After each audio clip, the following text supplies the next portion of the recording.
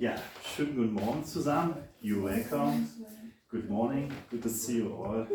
Schön, euch alle hier zu sehen. Und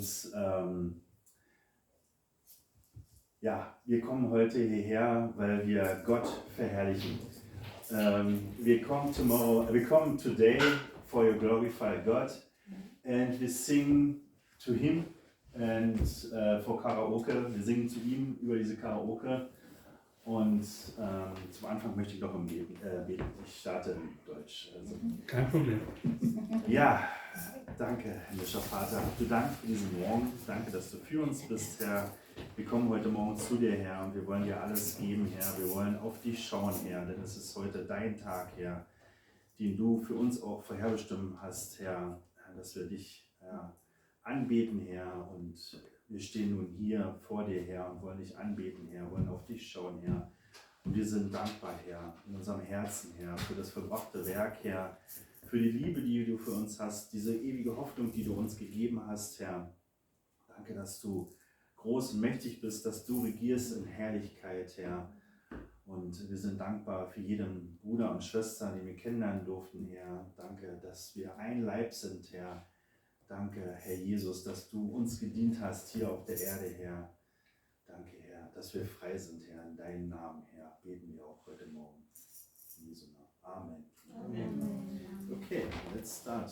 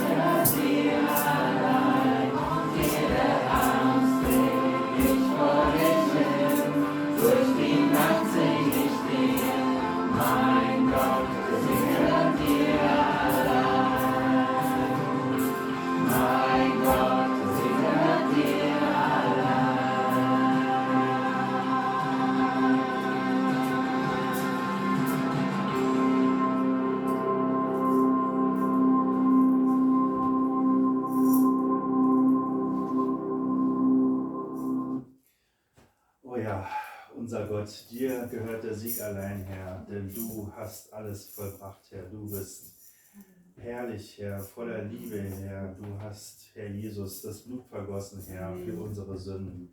Wir sind dankbar dafür, Herr, dass du wunderbar in deiner Liebe bist, barmherzig, Herr. Ja, was könnten wir ohne dich tun, Herr? Welche Hoffnung hätten wir, Herr? Du bist großartig, Herr. Danke, Herr. Danke für das verbrachte Werk, Herr. Danke für diese Liebe, die du hast, Herr. Danke, dass wir deine Kinder sind, o himmlischer Vater, Herr. Danke, danke, danke, Herr.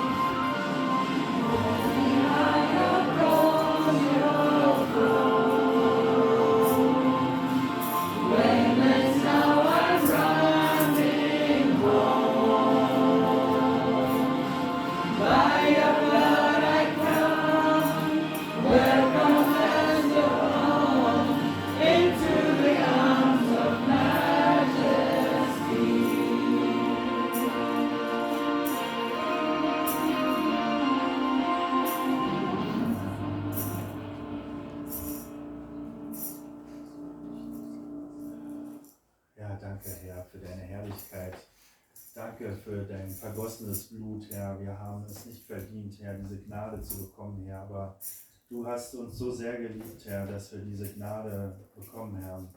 Dass du all unsere Sünden genommen hast, Herr. Danke, Herr. Danke, Herr. Danke, Herr, dass wir Schutz finden bei dir, Herr. Dass du unsere Festung, unsere Burg bist, Herr. Danke, dass du feste Grundmauern, Herr, für uns hast, Herr. Danke, dass du treu bist, Herr, dass du lebendig bist, Herr, dass du sagst, dass du uns liebst, Herr. Danke, Herr, danke, Herr. Danke, dass du für uns bist, Herr. Danke, Herr, danke.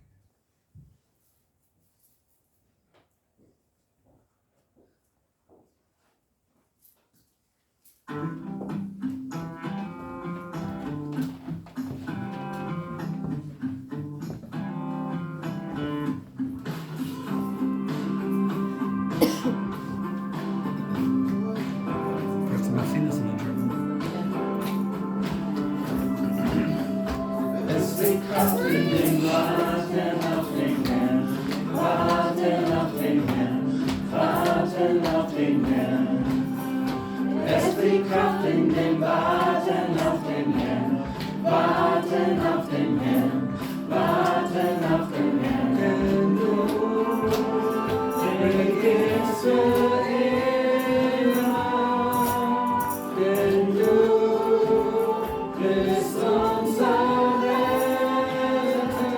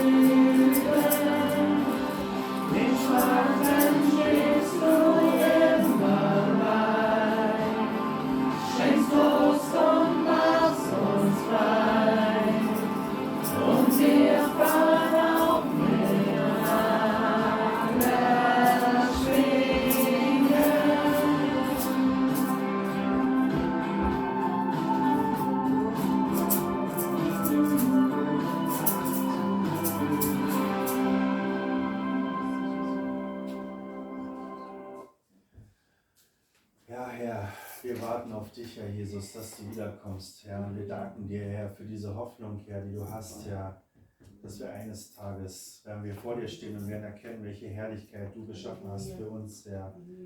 Danke, Herr, dass du treu bist, Herr, dass du der ewig treue Gott bist, Herr, so wie wir gesungen haben, Herr. Und wir bitten dich heute Morgen für diesen Gottesdienst, dass du ihn segnest, dass du jeden Einzelnen von uns segnest, Herr, dass du unsere Herzen öffnest, Herr, dass du sie füllst mit deiner Liebe, Herr. Und wir danken dir, Herr, für dein Wort, Herr, und salbe dieses Wort, Herr, denn wir wollen von dir empfangen, Herr. Wir brauchen jeden Tag neu diese Veränderung in unserem Leben, Herr. Hilf uns dabei, Herr, und hab Dank, dass du für uns bist, Herr. Danke, Herr. In Jesu Namen beten wir. Amen.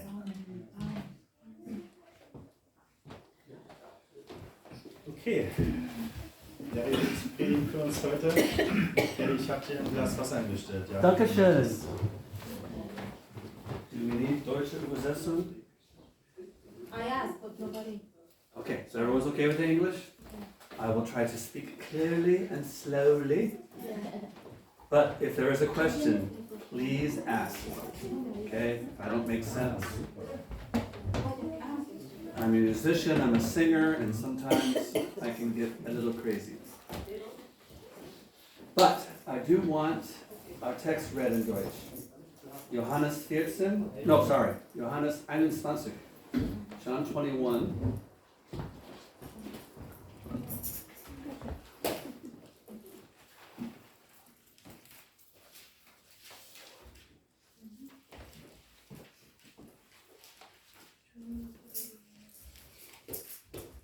John 21, 15 bis 17. So 15 to 17. If you could please read that, Sven. Okay.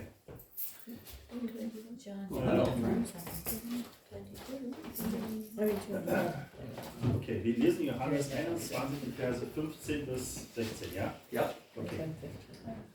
17, glaube ich. No, 17. 17. Als sie nun das Mahl gehalten hatten, spricht Jesus zu Simon Petrus: Simon, Sohn des Johannes, hast du mich lieber als ich? Hast du mich lieber als mich? Diese haben. Er spricht zu ihm: Ja, Herr, du weißt, dass ich dich lieb habe, spricht Jesus zu ihm. Weide meine Lämmer. Spricht er zum zweiten Mal zu ihm: Simon, Sohn des Johannes, hast du mich lieb? Er spricht zu ihm: Ja, Herr, du weißt doch, dass ich dich lieb habe, spricht Jesus zu ihm: Weide meine Schafe. Spricht er zum dritten Mal zu ihm: Simon, Sohn des Johannes, hast du mich lieb?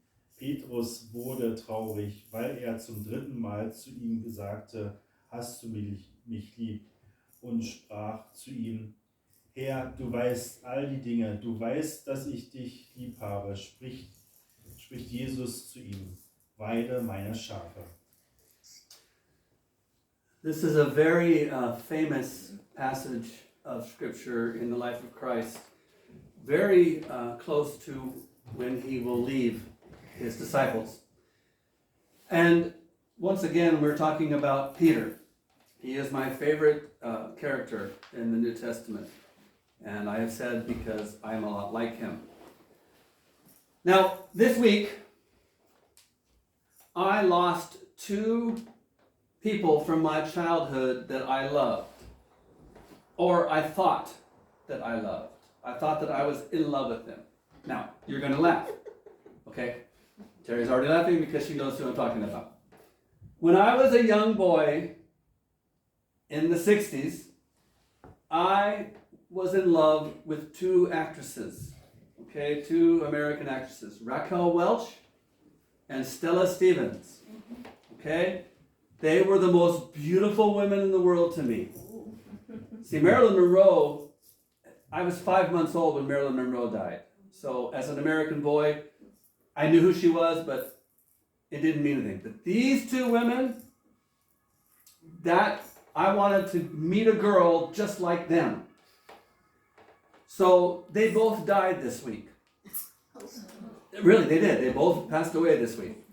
And one was 82. They were both 82, actually. And it kind of hit me. It's like, okay, they're just Hollywood actresses. They're I've never met them. I don't, all I know is what I see on the movie screen. That's all I know. But as a little boy, I was in love with them in my mind. Okay? Now, as an 8-year-old boy, I didn't know what love was. I loved Rocco Welch and Stella Stevens as much as I loved pizza. I didn't know there was a difference. And so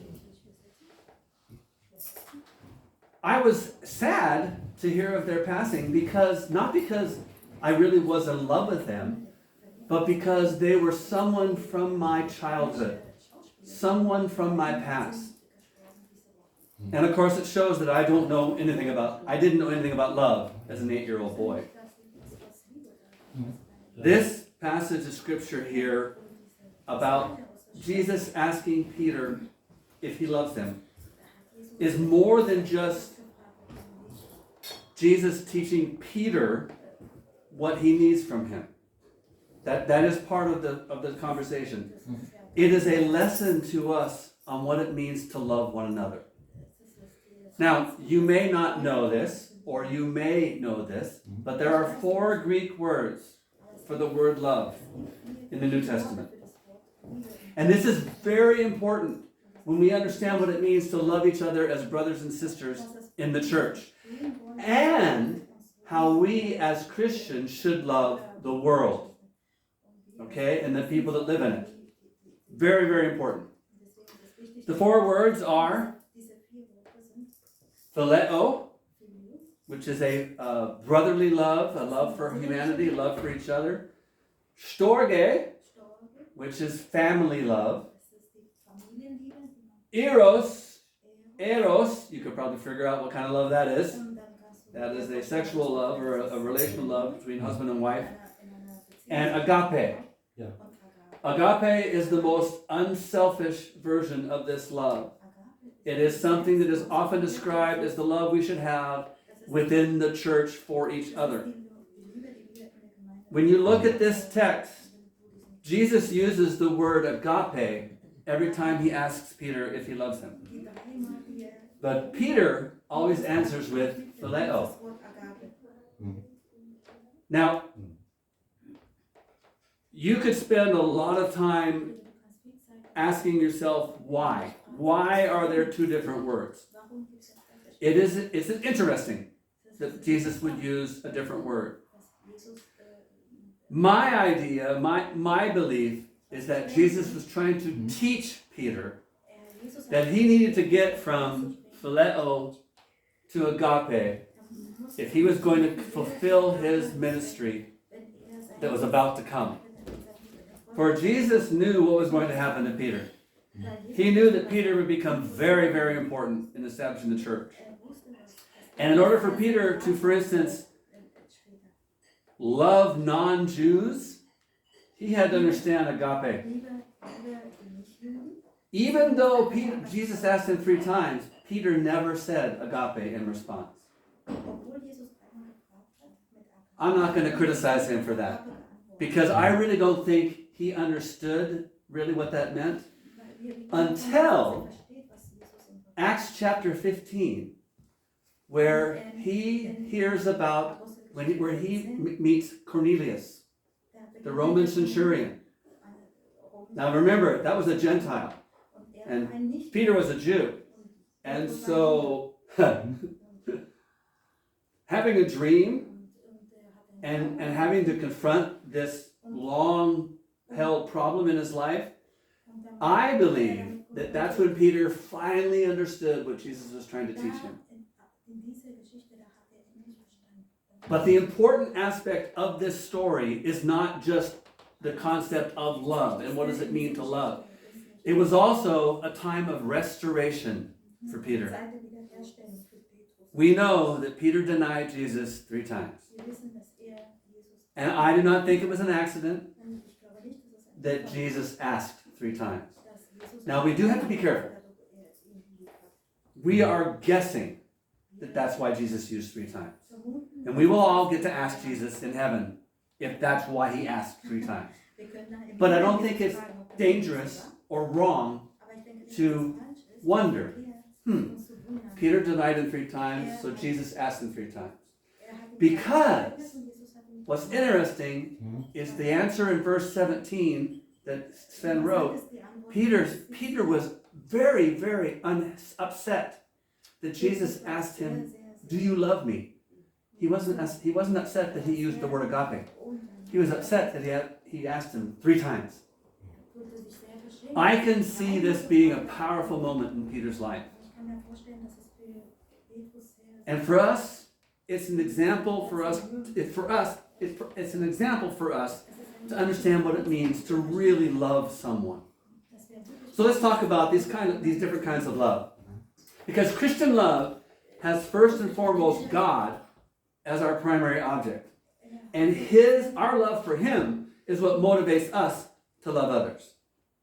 We know that it is actually impossible to love someone that we don't understand or don't even like without loving God first. Because there's a difference between love and like. There's a difference between being in love and love. Now, when you've been a Christian and married as long as Terry and I have been, we're old people, quote unquote. And we enjoy watching young teenagers fall in love and talk about how much they are in love. We remember what that was like. But there's more to love than that. And you learn that through time. But that's not the part of the lesson here. In John chapter 16, 15, Jesus said, "If you love me," does anybody know what he said to the disciples in this passage? "If you love me, you will keep my commandments." This idea of our love for God is centered on the fact that because He loves us first, we love Him, and part of our love is obedience to Him. Obedience to whatever He has to say. This is really important when it comes to getting along with each other as brothers and sisters in the church. We are commanded to love one another. We are not commanded to like one another. We are commanded to love one another. Agape love seeks the welfare of the person that you are talking to. It seeks, your desire is for them to draw close to God. It is such a deep love. And it is a lesson that we as believers will basically learn our entire lives. As I've been a Christian for over 50 years, and I'm still learning what it means to have agape love. Especially when it comes to the fact that I have to first have a phileo love for people that I really don't like in order to ever even get to the point where I can have agape love. Let's think of some examples that we would know of from the life of Christ, actually from all of the New Testament, about the different kinds of love. Jesus loved the rich young ruler. Remember the rich young ruler who asked him, what does it take for me to inherit eternal life? And Jesus says, "Sell everything you have to the poor." And that rich young ruler was quite down. So that's an agape kind of love that Jesus had for him. Christ died for us and poured out His love. And that word is agape. The fruit of the Spirit, one of them, is love. 1 Corinthians says, love is the most important thing there is. We are taught by God to do brotherly love. That's in Thessalonians. Women and men should love their mates and their children. That's the storge love. But through all of this, the concept of love has one common denominator, common word, sacrifice. Without sacrifice, love is very empty. So the question is maybe not what is love? By the way, have you thought about how many songs there are that are written about this topic? I'm not talking about loving women and men. I'm not talking about romance. I'm talking about the question. How many songs are written about what is love? What's love got to do with it? There are hundreds of them. Why? Because we're trying to understand what it's all about. Now, why am I talking about this? Because last Tuesday was Valentine's Day. And big day in America. Not so big in Germany, but it's getting bigger it's bigger now than it was when we first moved here. It's changed a lot. I couldn't believe all the Valentine's stuff I saw on Liebst. I thought I'm back in America. It's weird. But anyway, and my wife and I had a nice Valentine's together away from our apartment, and it was great. And so what's love got to do with it? Well, in the church, love has everything to do with it. So instead of asking, what is love, I should ask, what should I love? First of all, we should love God and His Word. Deuteronomy says that, among other passages. We should love His laws. All of them. Now that's a tough one, right? Because when we think of laws, we think of strict rules. Oh, here's God. No. We should love the lawgiver because the laws that He gives us is for our benefit. The entire Psalm 119 is all about this. You should read that. Longest book in the Bible and one of the most important books in the Bible. We should love, here's a good one. Here's a hard one. We should love our neighbors and our enemies. That is such a hard one. We have a neighbor that we have two neighbors that we really like. They're below us on either side of our apartment. We like them. But the neighbor on the bottom of the floor, the bottom of the building, is our landlord. We're having a hard time loving her. I'll just leave it at that. We're having a hard time loving her.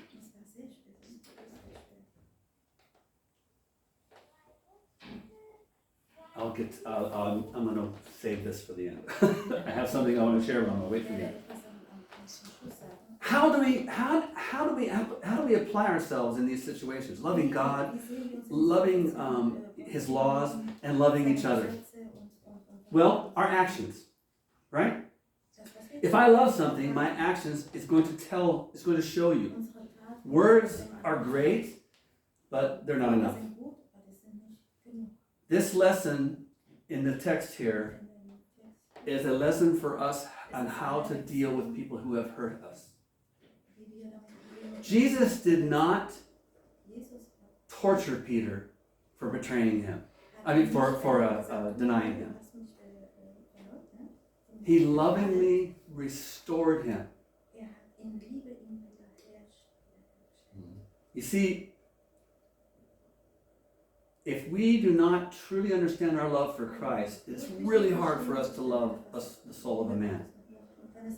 It's easy to love somebody if we like them or if we think we like them. But to really get past that is difficult. We cannot love someone unless we love their soul first. This is the key to the church.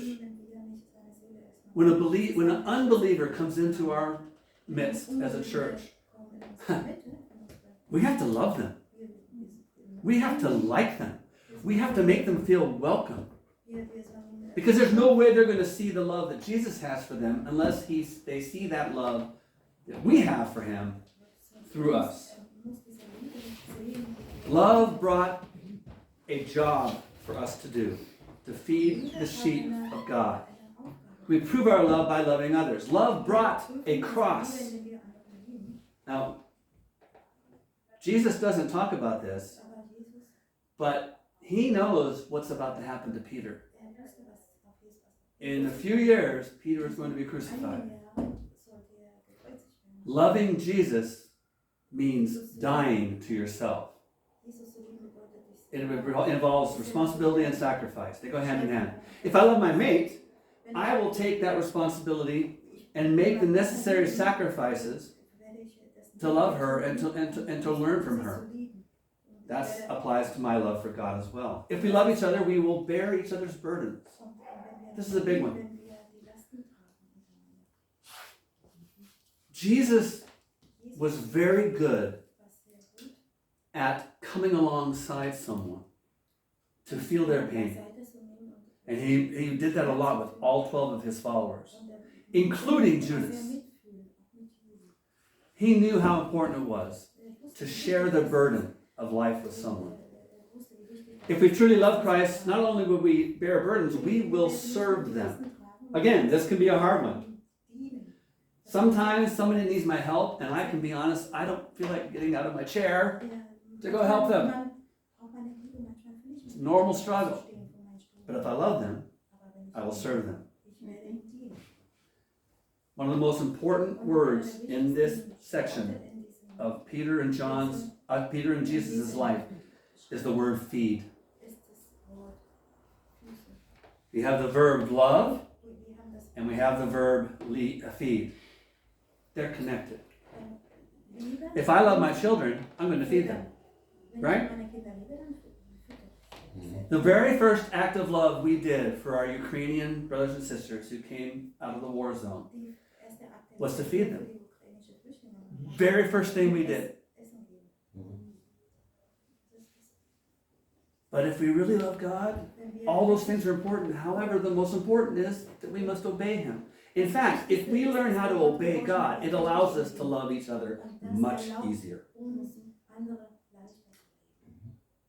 Peter was hurt because Jesus asked 3 times, do you love him?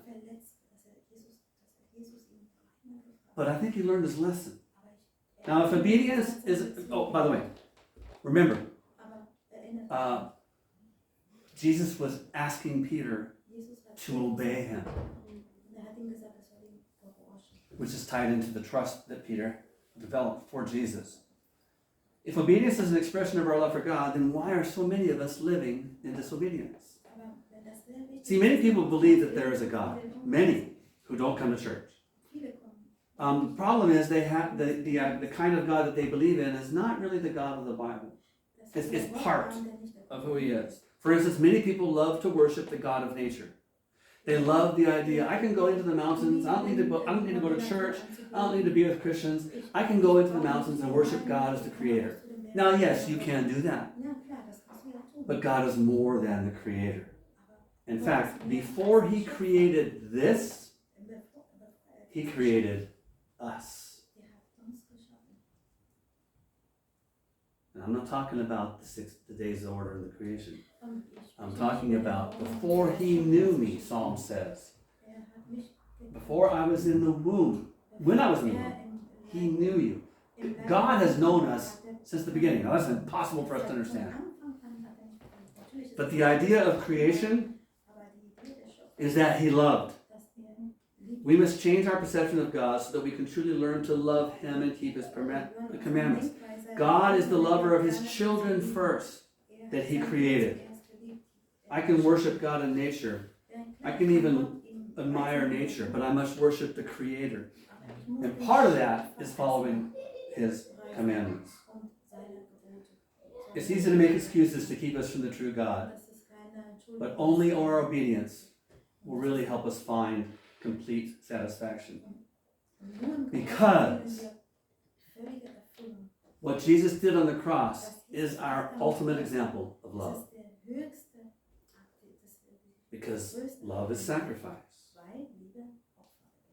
Why do I struggle with obedience to God when I look at what He's done for me? And I still struggle with obedience to God. I should know better. I am not lecturing anyone in this room. I'm talking to myself. I need to learn what it means to love each other, what it means to love my wife, what it means to love the church, what it means to love people that I don't like. Because eventually in my life, I will be broken. Either by a lie or the truth. The lie is man is the center of all things. I will be disappointed if I actually believe that. The truth is, man is not the center of all things. And that can break you. Either way, Christ embodied this when He faced the cross. Remember, He was struggling. He knew it was about to happen. And in the garden, he was struggling. He did not like the idea of being abandoned by the Father. And yet, he knew that he had to be in the center of his will. By choosing to die and endure the momentary separation from God, he then became completely enveloped by the arms of the Father. Even though the cross is foreign, is opposite to what skeptics believe, and is completely different to our way of thinking, the cross helps us understand that God is nearby. When we come face to face with the cross, we have a choice to make. We either recognize its implications and bring ourselves, our passions, and all that we are to be crucified with Christ, so that we may live within the sound of his voice and the feel of his heart. Or we walk away and feel nothing. Something has to die. Either the lie, which means our feelings and everything, and what we see, what we think, what we want is important, or our feelings must be transformed with the love of Christ. And sometimes that love requires sacrifice. You may not know this man. I don't know. I'm sure it made the news in Germany. There's a man named David Kaczynski. And he was what we call the Unibomber. He wrote letters and he sent little bombs and letters. And he killed some people. And he was hunted by the FBI for a long time. Well, his brother knew where he was. And his brother was faced with a dilemma.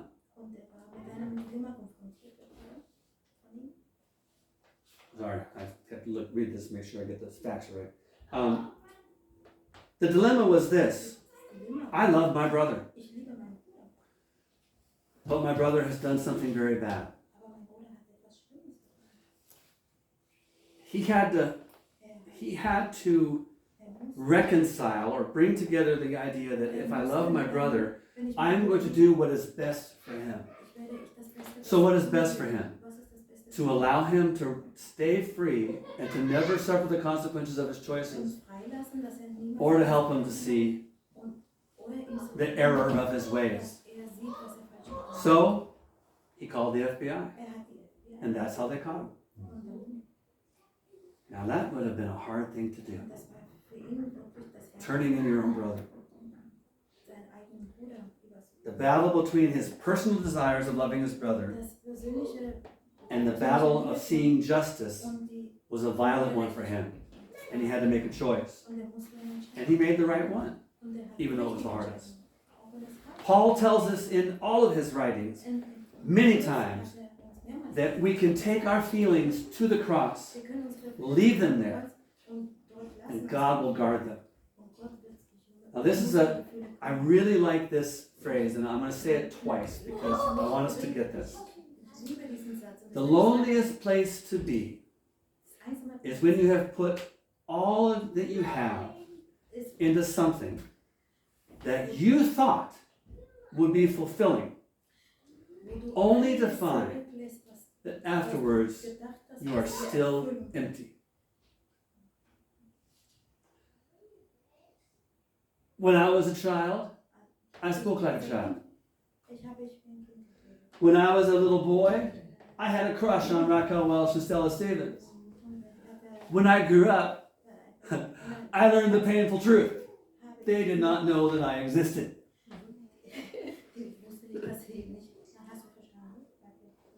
But it's a terrible place to be, to invest everything that you have, only to find out that you have nothing. This is the city of Berlin today. Our fellow Berliners that do not know the love of Christ are striving for things that they think will bring them happiness, only to go home at night, take a breath, take a deep sigh and go, nothing's changed. Now I want to close with an experiment. Oh, sorry, I'm going to say this first.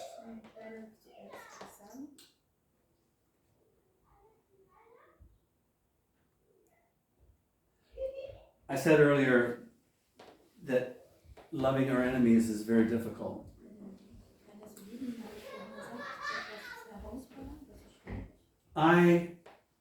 Now, most of these people are dying, or they're dead, or they're gone. But those people who were involved in the Second World War, whether they were American, German, French, English, Italian, Japanese, Chinese, whatever it is, this is a terrible time in human history. And there was a lot of hatred. And there was a lot of death. And there was a lot of suffering. Now, imagine what would have happened if at the end of this conflict, there was no forgiveness, no grace whatsoever.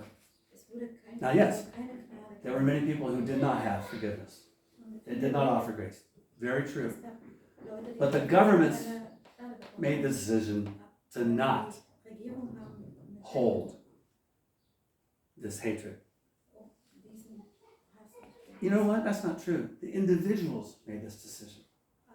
I know of American military people who came here to Deutschland after the war, and the only reason they came was not because they were on duty, was because they had a love for the German people to help restore them to what they used to have. I know of people who came here to do missionary work, to do church work, not to do anything other than to show love and say, you know what, it does not matter what happened yesterday. It does not matter. The love of Christ can bring us all together. But boy, it was not easy. There's a great story called Unbroken. It's a story about an American bomber pilot who was shot down in the Pacific. By the way, I'm almost done. 5 minutes here. He was shot down in the Pacific Ocean, and he was a prisoner of war of the Japanese. Now, the Japanese were far more cruel than the Germans were in prison camps. Far, far more cruel. Because you see, it's against Japanese honor to surrender. It's considered a humiliation. So anyone who surrendered to the Japanese were treated terribly as prisoners of war. Terribly. This man was a Jew. Okay? He was shot down in the Pacific and was in a Japanese prison camp. While he was there, he started reading a Bible. And he realized that it was giving him strength to handle all the torture and the mistreatment that he was getting under the Japanese. When he was finally released, he came back to America. He made a decision. I'm going to forgive these people. They treated me so horribly.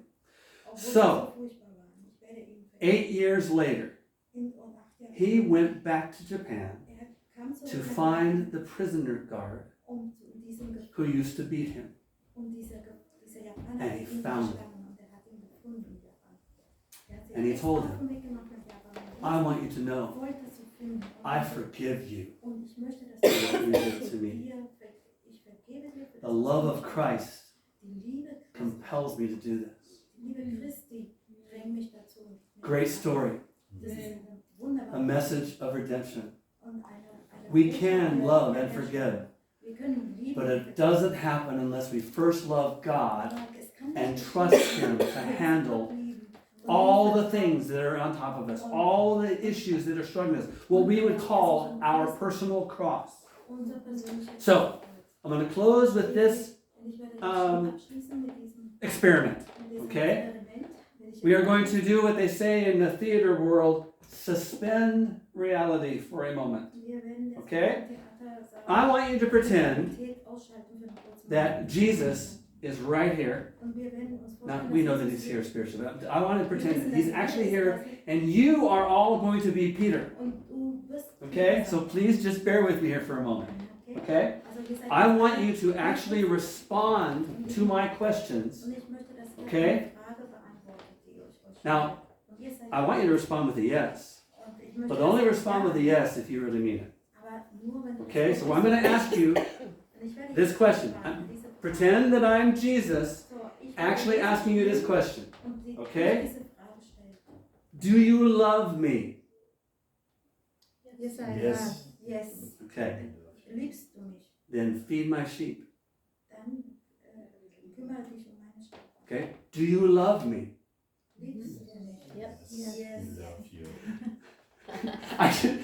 I'm trying to say, do you love him? But it's like, I'm trying to make this, okay, just Okay. dramatic effect, okay? Ich werde das realisieren. Yes? Then love your neighbor Dann liebe and your enemy. deine Feinde. Do you love me? Yes. Liebst du mich? Obey my word and love the Father. Gehorche meine Worte. Do you love me? Liebst du mich? Yes. Take up your cross Nimm dein Kreuz and follow me. und folge mir nach. At the end of the book of John, Am Ende, which is where this is, after this moment, they are walking. nachdem sie da, nach diesem Moment And Peter laufen, walks up to Jesus. und der- I can imagine them on the beach. They're all walking on the beach, taking their time away from the time where Peter was challenged. And they just had a food of fish. You know, the story is right there. You can read it. It's really a great story. And Peter runs up to Jesus and says, Petrus sagt, what about this man? was ist denn mit dem da? He was pointing to John. Und er hat auf Johannes gezeigt. And I thought, okay, Da hat Peter has just learned this lesson in humility. Okay? He's just done, okay, I'm learning what it means to love. But he felt like he should ask Jesus, well, what about John? I think this is one of the most fascinating things in the New Testament. And it's been this life of Christ. Why would Peter ask this question? I mean, it's like it's out of nowhere. I think, my personal opinion, this isn't anything more than my personal opinion, is that Jesus was always referring to John as the person that he loved. And I think Peter wanted to know, well, what about John? You say you love him, but what's he going to do? And Jesus says this, paraphrase, what is that to you?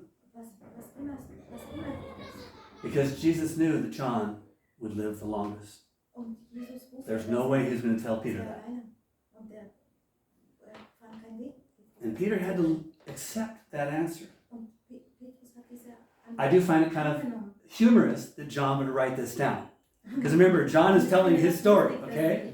This is John's story. But I also see the love of John. Because John didn't need to mention this, yet he did.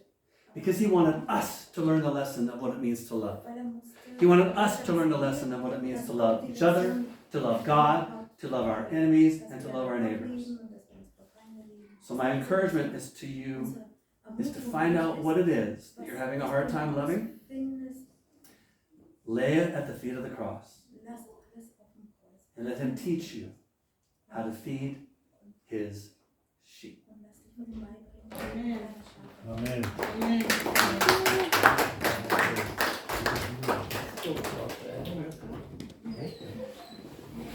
Ja, vielen Dank, Larry. Und ja, wir wollen jetzt zum Abschluss noch ein Lied eben singen zusammen und zum Abschluss auch noch beten. Okay, lasst uns aufstehen und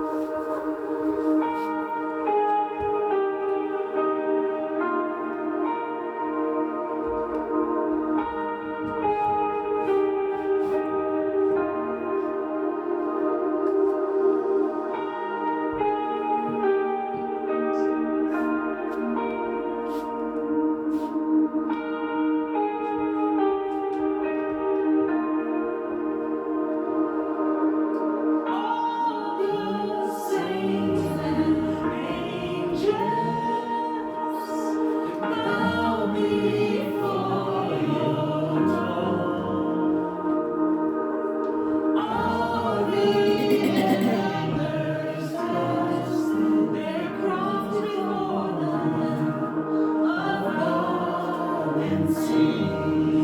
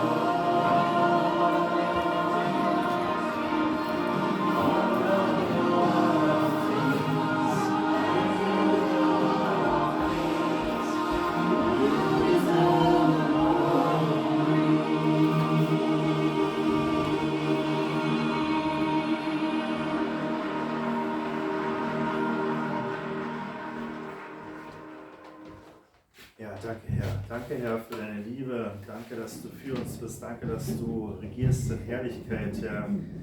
Danke, dass du Worte für uns hast, Herr, die Veränderung in uns schafft, Herr. Ja, danke für den Heiligen Geist, Herr, der uns beflügelt, Herr, dass wir nachdenken.